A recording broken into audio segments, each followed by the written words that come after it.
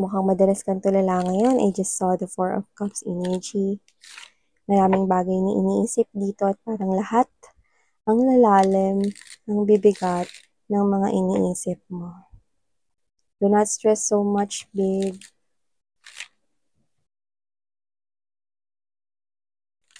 Pero kung ano yung mga iniisip mo, parang ikaw ito, no, na sinusubukan mo pa rin maging positibo dito, no? And look at that. It looks like you are at the middle here of something. I'm seeing right here Roman numeral number 9. Okay? I mean number 19. So whatever the case may be, I do see this double Roman numeral number 10, tapos nasa gitna yung Roman numeral number 1. So I do see, no, na ikaw ito na parang you are at the middle of starting something, but you need to end something in order to begin something. Yeah.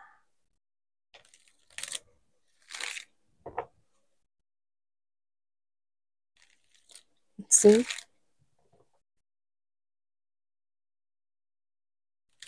I think you're doing this all alone.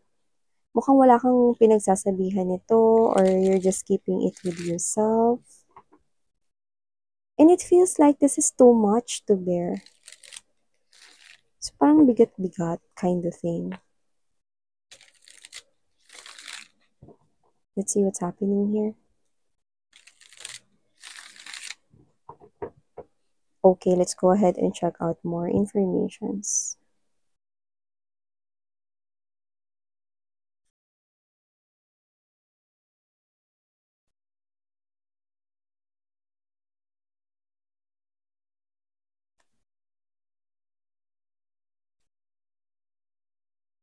Oh, you could be seeing a lot of number 10s or 10. 10 is the number of ending. So, parang meron kayo ditong gustong bitiwan, matapos, maalis. Pero kung ano man yan, mabigat yan sa loob, mabigat yan sa damdamin. Posibleng problema, issue, no, or concern na mukhang medyo matagal-tagal na rin ito, no, na sitwasyong kinakaharap ninyo. So, maaring gusto nyo na yung tapusin. Yes, with the Death card energy right here, you want ending dyan. And I think you're trying to decide a big decision. Judgment energy. You're trying to make a big decision. Let's keep moving.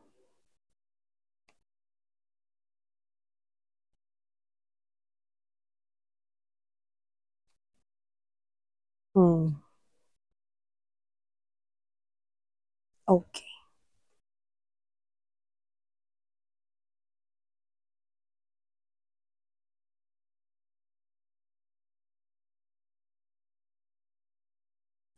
Hey there mga my loves collective. Thank you so much for always staying here with me in this channel, babe. So before we start your reading, reminders muna hindi to for everybody. So please pick up only the messages you think are for you. At kung feel mo na reading na tayo for you, then this reading might be really for you. And of course, this is timeless as well. Pwedeng ito ay tapos or nangyari na. Pwedeng nangyayari sa kasalukuyan or in the present moment. At pwede naman na hindi pa at isang prediction sa future or hinaharap. Pero kung ito man ay hinaharap, I do see that this is immediate future or near future. So, just take only what resonates. We do not have any gender, babae, lalaki, LGBT. Lahat kayo welcome. Pwede nyo rin po i-flip yung roles if you want since this is general reading. And of course, at the end of the day, lagi kayong may free will na free rin kayong gamitin. So, hi, new subscribers. Ako po pala si Yan. Welcome. At sa mga returning viewers, thank you po sa inyong walang sawang pagtambay at pagsuporta po dito sa aking life's purpose. So, yun nga, no, if hindi niyo pa ninyo alam, meron po tayong other channel. Ang link ay nasa description box. So, we're going to talk about this, no? So, nakita ko dito na there is someone here na 10 of Cups energy, 8 of Cups right here. Justice, yeah, you want to bring in justice right here. So you're trying to make a big decision. So whether long-term committed kayo with this person here, yung iba kasal kayo sa kanila, yung iba live-in kayo matagal na. And I think nagsasama na lang kayo kung may mga bata, nagsasama na lang kayo para sa mga bata or para sa anak ninyo. Or yung iba nagsasama na lang kayo rito 'no, or hindi pa kayo totally separated kasi kailangan pang asikasuhin lalo na kung kasal kayo, yung perang kailangan gastusin 'no, sa diborsyo.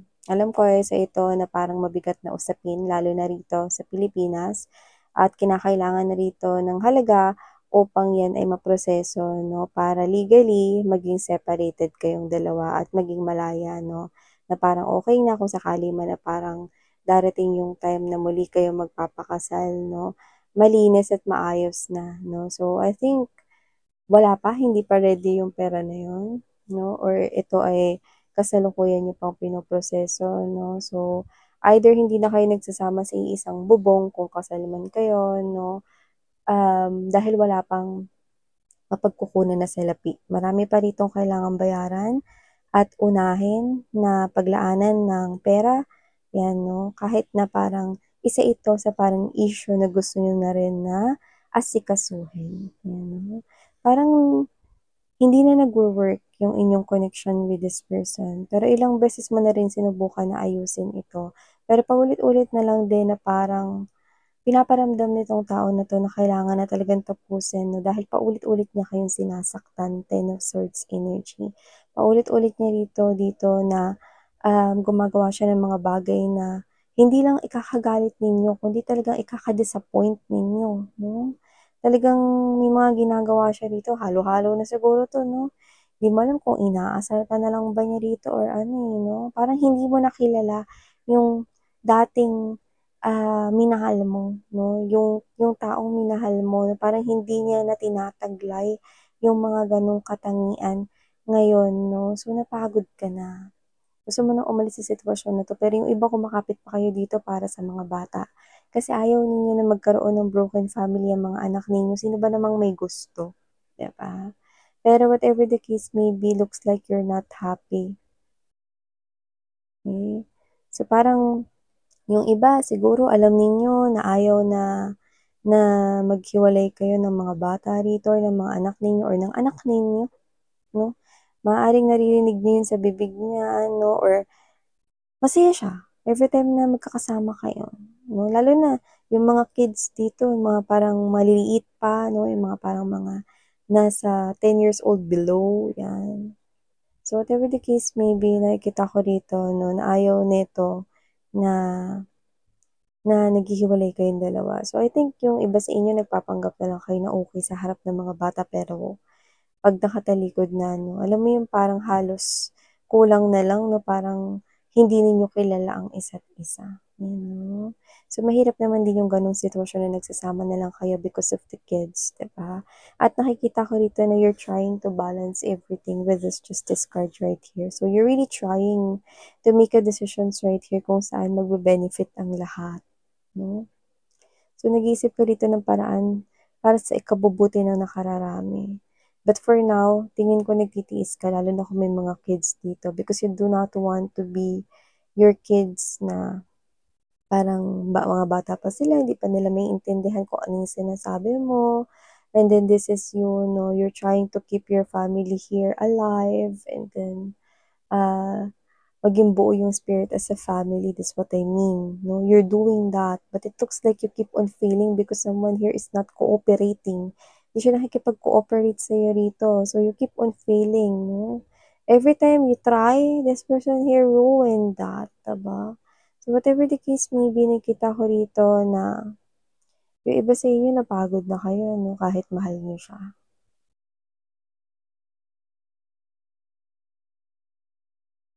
Iba sa inyo nagising kayo, no? Kung mahal niya ako, bakit niya ginagawa ito? Yung iba nagbulag-bulagan pa kayo rito 'no, na parang pinaniwala niyo yung sarili niyo na mahal mahal niya kayo 'no. Ang tanong, mahal niya ba talaga kayo? Kung patuloy niya kayong sinasaktan dito sa iba't ibang pamamaraan na alam niya. Whether that's intentional, sinasadya o hindi. Why? Why does this person keeps on doing that? Bakit, 'di ba?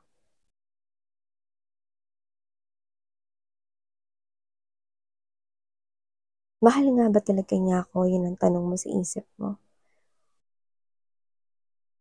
At ang tanong mo ngayon sa isip mo, sapat ba yung pagmamahal para magpatuloy sa sitwasyong ito? Nakikita kita na nagiging matalino ka rito at sinusubukan mo ritong gumawa ng isang desisyon kung saan magiging pabor sa lahat.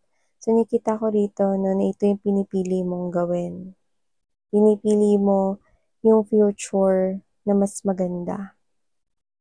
Maaaring masaktan ka ngayon sa desisyon na gagawin mo, pero mas tinitingnan mo at nilolook forward mo yung future at magiging future no, na brighter than this. So, this is not easy, and I think this is really difficult and hard for you, but I do see you making a decision to end this for good. I think you're working hard to get money, to earn money. Eight of Coins right here, Three of Swords, and there's this Four of Swords. This is you. Alam mo naman, no, na parang bago mo to sinukuan, nilaban mo rin naman talaga ito ng bongga, no? Parang kahit na, no, parang dito kasi ang pinupunto mo mga babes, no? Parang kahit na sinaktan ako nitong tao na to at in-involve niya ako sa third party. Yes, yung iba third party issue na someone else to. Sinubukan mo siyang patawarin alang-alang sa mga bata o yung iba kung walang bata dito, alang-alang sa pag-ibig mo sa kanya. Pero alam mong hindi na buo yung tiwala mo. So ngayon, iintindihan mo at nare-realize mo na para saan pang magsama kung sira na ang tiwala. Ang tiwala kasi pag nasira, no, kaya magpanggap ilang araw, ilang buwan, okay ka. Pero sa loob-loob mo, lagi kang may takot, iniisip mo na baka ito ay gawin at mangyari ulit. At alam mong hindi ito makabubuti sa'yo in the long run. So nakikita ko dito that you are really trying very best. Okay? Your very best right here to earn money para makapag-separate kayo legally. Divorce, annulment, legal separation, and you know that you need money, so you're really working hard on it. So tinitiis mo ito ngayon, sakit ito for you, but you're doing this para rin sa sarili mo in the future. And if kids are involved right here, kung may anak man kayo, you know that you will definitely hurt your kid or your child or your children by doing this separation or divorce, no, sa kanilang father or their mother. But you know that in the future, they will understand. Iiyak sila ngayon because of this decision. Pero alam mo na ito yung mas makabubuti sa lahat. And you do not want to tell these kids right here na why? Kasi may babae yung papa mo. Kasi may lalaki yung mama mo. They will not really understand. Lalo na kung sila ay sobrang bata pa.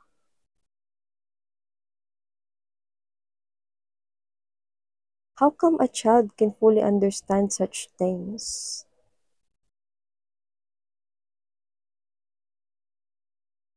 You know, one day, that they will understand why things happen and just can explain. And they will understand. Kapag meron tayong gustong gawin, pinaghihirapan natin yun, di ba? Kailangan natin mag-effort at mag-exert ng effort. Sometimes we cry, pero pag naabot na natin at na-achieve na natin yung bagay na yun, it's very fulfilling. Nasa-satisfy tayo, may contentment. So, nakikita ko dito that you're choosing this pathway right now kahit masakit ito at iiyak dito yung mga kids, no? At ikaw din umiiyak deep down inside because the marriage you thought na pinaglaban mo is ngayon ay tinatapos mo. Yung dating taong minahal mo sa katauhan ng taong ito ngayon ay hindi na siya. Yung dating siya. Kaya pinipili mong iligtas ang sarili mo sa ganitong klase ng sitwasyon. You're now looking at the bright side right here. You're looking at the future here. And if kids are involved, sila pa rin ang tatay at nanay ng mga bata. So, hindi mo sila ipagdadamot sa taong yon. But you know that being together in a house will not work anymore. Because the other person is not cooperating. Parang napaka-immature ng energy niya, doing these things, nonsense things, backstabbing you, doing negative things, cheating on you, everything under the sun that can probably hurt you. He or she is no longer the same na person na minahal mo at pinakasalan mo. At kung hindi man kayo kasal, hindi na siya yung tao na ikinasama mo, no? Kina-live-in mo rito, hindi na siya yung tao na sobrang nagmahal sa'yo, iba na siya. Nag-iba na siya. So you're leaving this person here behind and you're saving yourself and your children. Lalo na kung sinasaktan kayo nito, you're ending this. Sinasaktan kayo physically, you're ending this for others of you. You do not deserve to get beaten by this person here. Are you a punching bag? You're a human being and you deserve to be respected. Hindi ka nga nire-respeto nito kahit hindi ka niya sinasaktan physically. Yung mga salita niya dito gumuguhit sa puso mo, masakit. Ba? So, I understand why you're taking this pathway here. Moving away from this person together with your child or your children to save their future. And divorce could probably be the answer to start all over again. And you're working really hard day and night to earn money. Maybe you do have here a job, but you're doing sideline, doing rackets, because you want divorce to start your life anew.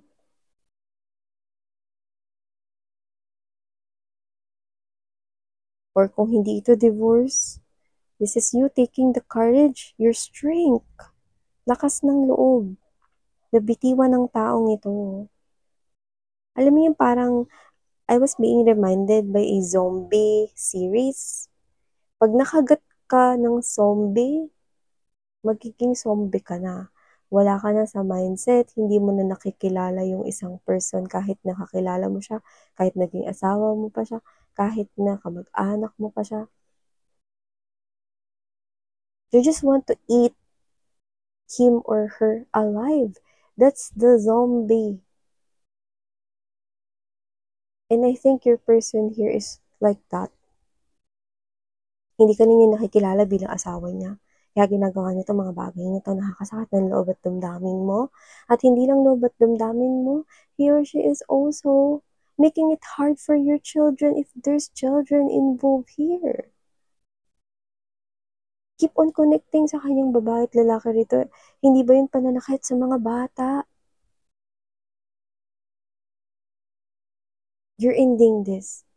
But this person here ended this first.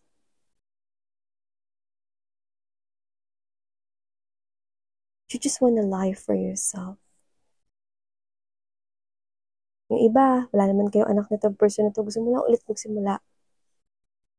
To open this new world, this new chapter here for yourself. Kung may kids, to open this new chapter together with the kids. Kaya mo bumangon for the mga bata, diba? And success is what I'm seeing dito. So, continue working here sa tingin mo rito. You're just being a mother and you're just being a father with your children. And kung walang children dito, you're choosing yourself because you know what you deserve. And you do not deserve to be treated like this with this guy or with this woman right here, even though he or she is someone you love. Wala siyang karapatan saktan ka in any shape or form, in any way possible. No one has any right to hurt you. And you're gonna make decision right here for yourself. You're choosing to end this for good so that you can live again. Eh? So, your decision right here, okay, hindi bilang isang energy reader, I'm saying, ang tapang-tapang mo. You're doing great, honey. Continue doing it. Okay? Success is being served, spirits are saying. Okay? So hold on tight and keep doing what you're doing. Okay? You're doing great.